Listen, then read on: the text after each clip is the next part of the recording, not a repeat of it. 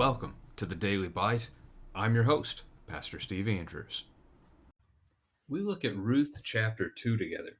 Now, Naomi had a relative of her husband's, a worthy man of the clan of Elimelech, whose name was Boaz.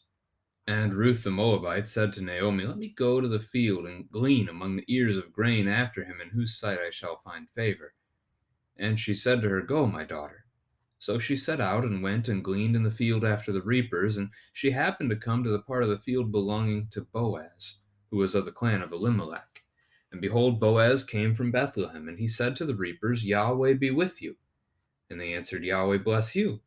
Then Boaz said to his young man who was in charge of the reapers, "Whose young woman is this?" And the servant who was in charge of the reapers answered, "She is the young Moabite woman, who came back with Naomi from the country of Moab."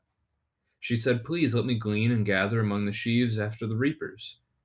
So she came, and she has continued from early morning until now, except for a short rest. And Boaz said to Ruth, "Now listen, my daughter. Do not go to glean in another field or leave this one, but keep close to my young women. Let your eyes be on the field that they are reaping, and go after them. Have I not charged the young men not to touch you? And when you are thirsty, go to the vessels and drink what the young men have drawn." Then she fell on her face, bowing to the ground, and said to him, "Why have I found favor in your eyes, that you should take notice of me, since I am a foreigner?"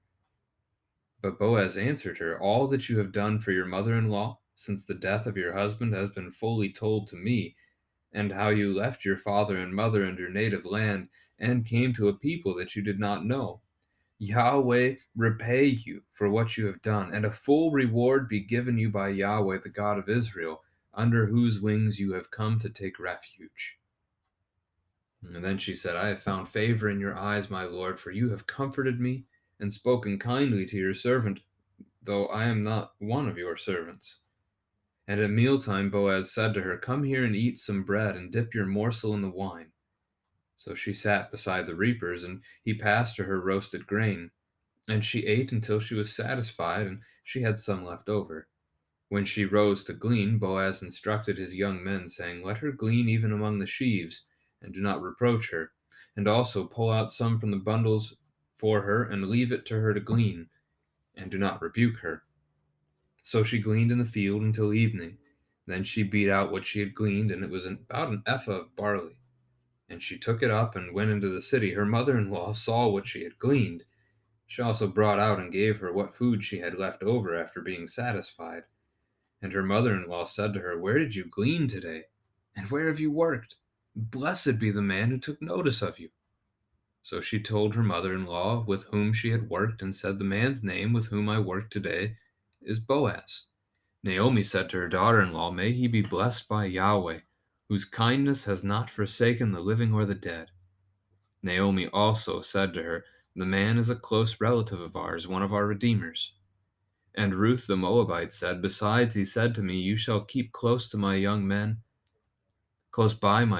until they have finished all my harvest.'" And Naomi said to Ruth her daughter-in-law, "It is good, my daughter, that you go out with his young women, lest in another field you be assaulted." So she kept close to the young women of Boaz, gleaning until the end of the barley and wheat harvests, and she lived with her mother-in-law. This is the word of the Lord. So as we begin to look at our text here, again, we notice the sizable difference in character between Naomi and Ruth yesterday, but we might be seeing a shift for Naomi as things turn a little bit more favorable back home in Bethlehem. We start with a family member, Boaz, a worthy man, good, respectable, those kinds of adjectives might be applied there. We're going to learn later that he's a redeemer, and that's going to be a key phrase, but we'll come back to that. At first, Ruth asks Naomi to allow her to go, so showing respect as though Naomi is her mother, as a mother-in-law, showing that respect of family. She asks for permission to go and glean among the ears of grain. This connects to Deuteronomy chapter 24, verse 19. The law of God commanded that when you were reaping your harvest, basically you just go through your field, you reap, and you don't turn back. If you miss something, just leave it. It's for the sojourner, for the fatherless, for the widow. The scraps of your field are going to care for those people. They can wander around Israel and find enough food that they can survive. That's kind of the picture that we get here. And so she's asking that she can do this. And where? Well, in wherever she can find where they'll let her, and whose sight I find favor. Now, Naomi gives her permission to go. Naomi herself does not go. Perhaps this is a reference to her age and she's too old. It's a possibility. Best construction possibility there. As we get to verse 3, Ruth sets about the work. And as she's working, she manages to make it to the field of Boaz. And the phrasing here in Hebrew, happened to come to the part of the field belonging to Boaz, shows that this is not intentionality on her part. Like Naomi didn't set this up. Naomi didn't have her go to Boaz intentionally. Ruth just went about, and by chance, this is where she ended up. Now, again, on her part. And the Lord's hand guides and cares for his people. So we shouldn't discount that part. Now, as Boaz came to his workers, he greets them. Yahweh be with you. They answered, Yahweh bless you. When you put in the words the Lord instead of Yahweh, those phrases probably sound very familiar. The Lord be with you. And as Lutherans, we answer, and also with you. Or, the Lord bless you. Or God bless you. The Lord bless you also. Those kinds of phrases. Talk about those with your kids. Bring your kids in on that conversation. These are common Christian greetings. Where do you hear these things? And maybe we can expand the use of these things outside of just being in the church. I had a chance to interact with just a family I don't know.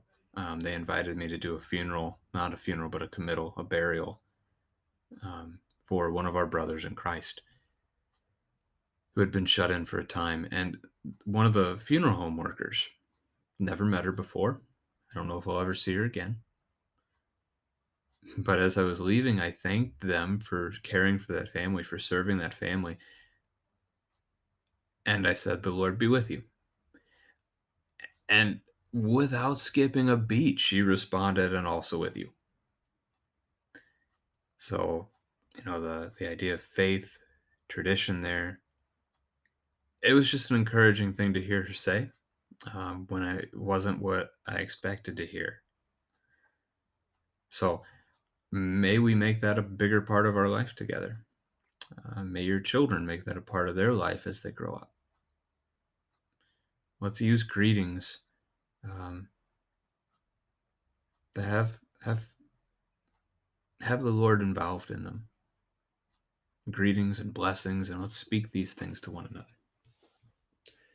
Verse 5, Boaz asks the head of his reapers, basically, who is this? He says, whose? So to what family does this woman belong? He's not sure why this woman is in his field at this point yet. And the answer is that she's a Moabite woman, which, before we go on, means she's both a widow and a sojourner. We mentioned earlier the sojourners, the fatherless, and the widows would be the ones who do this gleaning. She's 2 out of the 3. And I guess you could even say she's fatherless, but she's living in Naomi's home. She's fatherless in the sense that she has abandoned her family to join this family, and the father of this household would have been Elimelech, who has passed away. So she almost fits all 3 categories, though fatherless tends to refer to the very young, to the orphan child, and she's at least a teenager. She could be in her 20s, depending on if that 10-year reference in chapter 1 was the idea that she had been married for 10 years. It's not clear quite how long she had been married. So anyway, she is the Moabite woman who came back with Naomi from the country of Moab. So the introduction to Boaz of who this is. No name, though. Ruth is not mentioned. And we do get the idea that she's been working hard. from early morning until now with just a short rest. Verse 8, Boaz speaks to her and shows her the favor she was hoping for when she had talked to Naomi before. He shows her kindness. He offers to care for her, provide for her, um, stay close to my young women. So basically, be a part of his household here is the invitation. He charges his young men to stay away from her. That's a reference to safety, to not touch her. And Naomi pulls out that reference in verse 22 that she might be assaulted if she went to a different field. She's going to be protected here. She's going to be cared for. And then more than that, she can go and whenever she's thirsty, the young men will have drawn water and she can drink of that, whatever they have already prepared, which is again fortunate for her, favorable for her. And she she asked the obvious question, why have I found favor in your eyes? Why would you treat me like this? Boaz's response is really kind of the focus of this chapter almost. All that you have done for your mother in law since the death of your husband has been fully told to me. So, the faithfulness of Ruth in chapter 1, coming up here, you can review that if you'd like to as a family. And how you left your father and mother and your native land, came to a people that you did not know before. And not just that, but also God. Not just people, but the God that she had not known before. And she's coming into God's household, part of God's family, which is the biggest part of all this. Yahweh repay you for what you have done, and a full reward be given you by Yahweh, the God of Israel, under whose wings you have come to take refuge. Now, notice the faithfulness of Boaz in that comment. As she has come from a foreign country, she is now sojourning in this place with nothing. She is under Yahweh's care. The picture of wings, like almost like Jesus in the Gospel of Matthew, as he laments in chapter 3 over Jerusalem, and he says essentially, how I longed like a hen to gather its brood under her wings. How Jesus would have brought them in under himself. He would have cared for them. That's the picture here too. As a bird cares for its young, so God is going to care for her, and Boaz is going to be the instrument. He's going to be the means by which God does that. So again, faithfulness on Boaz's behalf as well here. And a full reward be given to her for her faithfulness, and that's going to be true. I mean, ultimately the full reward for faithfulness, for our trust in the Lord, for our faith is salvation, and she receives that in her great grandson Jesus, the heir of the throne. So the great I don't know how many greats grandson Jesus is going to be there. But she's part of the lineage of Christ. The great grandson is David. Sorry. So in verse 13, she acknowledges that this has been comforting to hear and that Boaz has spoken kindly to her as a servant, even though he's not her servant. She's speaking to her that well. He is speaking to her that well. Not only that, he then offers her a meal at mealtime. So at lunchtime, he offers her food and not just scraps, like actually the cooked grain. She's been gathering the raw stuff all day. He's got some cooked and he feeds her, which is, you think of the servant. Normally, the servant feeds the master, makes the meal for the master. Here, the master made the meal for her, or at least provided the meal to her. And Boaz gives the instruction to his men that they are to pull out from their bundles. So you've got the men who are out there reaping, they're harvesting, they're putting it into their bag, their bundles that they're building up together so that they can take it back to the storehouse and probably the threshing floor and then the storehouse. And essentially he's saying, just take some out of your bundle and drop it, leave it for her. So he's being extra generous to Ruth and leaving more behind for her to care for her, and instructing the men not to send her away, not to despise her or rebuke her. So we learn the outcome of the day. She works the whole day through, and when we get to evening, she beats out the gleanings. So the idea of separating the actual part of the harvest that you would be able to cook or eat, the barley part there, from the plant itself. She makes that work happen, and she ends up with a whole lot more than scraps. She ends up with an ephah of barley, which is 5.8 gallons, so roughly 6 gallons of barley here that she has. Which a little digging on the internet told me that's perhaps 10 days worth of food. So divide that across 2 people, 5 days. 1 day's labor got her almost a week's worth of food for her and her mother in law, is another way to look at that. Both from her diligence and also from Boaz's generosity and the Lord overseeing it all. As she returns to Naomi, she gives her the leftover meal from lunch. Naomi asks where she gleaned and then rejoices. I mean, there's a prayer of thanksgiving there. Blessed be the man who took notice of you. She's thankful for what has been done to her daughter in law. In verse 20, another of Naomi's prayers, just like chapter 1, verse 9, except for this one's faithful. She's praying a blessing upon her relative Boaz coming from Yahweh and acknowledging that he has not forsaken the living or the dead.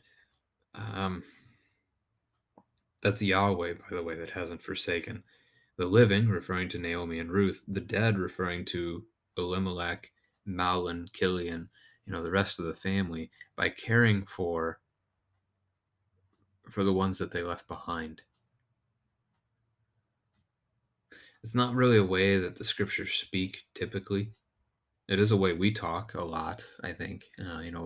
One of the greater concerns we tend to say about dying that we have is the idea of, well, who's going to care for my family? And that's our concern. And I'm not saying that's a wrong concern, but when you're actually dead, that concern wouldn't be there. You would be resting in the Lord, and that concern is no longer a part of the world that you'd be a part of any longer. So it is a comment, though, that Naomi makes here. And then we get to the next part of that, and she says that he is a relative of ours, one of our redeemers. For that, I want to point you to the study Bible here, which has a section on redeemers. A redeemer's responsibilities included the following. First, buying back the estate of a deceased relative, Leviticus 25, Jeremiah 32. Second, buying back an impoverished relative who had to sell himself into slavery, Leviticus 25. Third, receiving restitution for a crime whose victim was deceased, Numbers 5. And fourth, avenging the willful, non-accidental killing of his relative by executing the murderer for whom there was no ransom, Numbers 35, Deuteronomy 19. Although this fourth practice was probably replaced by due procedure in criminal court during the monarchy. Fifth, as implied in non-legal literature, the redeemer evidently also had the customary duty to assist the relative in a lawsuit. So, kinsman redeemer is the phrase here that we're looking at, and it's that idea of rescuing your relative. And Boaz is going to do that for her, as we see play out in the rest of the book. But as you talk about this with your children, you can ask them, who is our Redeemer? That's one of the titles that we've given to Jesus. And so suddenly you can see the picture here as you go back to the Study Bible's footnote. The second one, buying back an impoverished relative who had sold himself into slavery. The practice in that day, in that era of God's people, was that if you could no longer care for yourself, you sold yourself into slavery to another, in order that you would be provided for, you would be cared for. You would work for them, but they would give you roof, shelter, clothing, that kind of stuff, food. You would survive. Whereas on your own, you might starve to death. So there's a process there. And the Redeemer, then, a family member, could buy that person back, restore them to the family again. The picture that we have of our sin is that we sold ourselves to sin. We enslaved ourselves to our sin, and that Jesus has redeemed us. He has bought us back from sin with his own blood. So there's your connection here, certainly that we can see. And we'll talk about again as we see that word come up. Is that chapter 3 or is that chapter 4? That's chapter 4. Okay, so 2 days from now. The end of the text today, Naomi says, "It is good, my daughter," telling her to continue this process, and so she does. Ruth continues to glean at Boaz's field, both through the barley season and also through the wheat harvest. And the barley harvest, again, as we mentioned yesterday, is the idea of March and April. But now the wheat harvest, that's going to be May and June. So this is going on for a few months. And as it goes on, she continues to live with Naomi, fulfilling that vow that she made back in chapter 1, that she would always be faithful to her mother in law.